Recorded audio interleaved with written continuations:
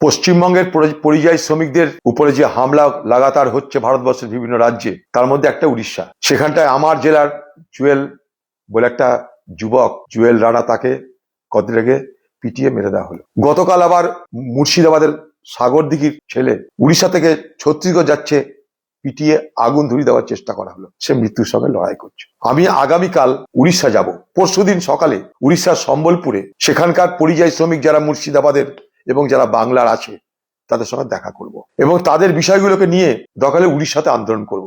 এত বড় কথা বলে গেল। উড়িষ্যায় বাঙালি এবং বাংলার পরিযায়ী শ্রমিকদের উপর নির্যাতন বন্ধ করতেই হবে। আমি এই মর্মে রাজ্যপালের সঙ্গে কথা বলার চেষ্টা করেছিলাম। রাজ্যপাল তার আমি সাক্ষাৎ চেয়েছিলাম, কারণ তিনি পশ্চিমবঙ্গের রাজ্যপাল, তারও জানা উচিত। শুনলাম উনি দিল্লিতে এসছেন, তাই ওনার কাছে আমি বলেছিলাম একবার কথা বলবো কিংবা সাক্ষাৎ করবো আপনার সঙ্গে, আপনি একটা সময় দিন, কারণ আপনি বাংলার রাজ্যপাল, দিল্লিতে এসছেন, দিল্লিতে বিষয়গুলো বলা উচিত সেই সমস্ত নির্দিষ্ট মন্ত্রকে।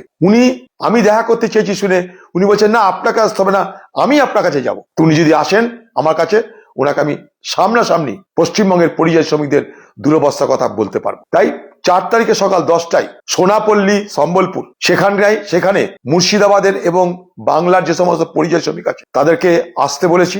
এক জায়গায় জড়ো হবে তারা, সেখানটায় আমিও যাব। সেখানে কংগ্রেসের সম্বলপুর জেলার সভাপতি তিনিও যাবেন। আমরা তাদের সঙ্গে আলোচনা করে আগামী দিনে তাদেরকে কি করে উড়িষ্যায় রক্ষা করা যায় তার রূপরেখা তৈরি করার ব্যবস্থা করব এবং উড়িষ্যাতেই আগামী দিনে আরো বড় আন্দোলন করবার চেষ্টা করব।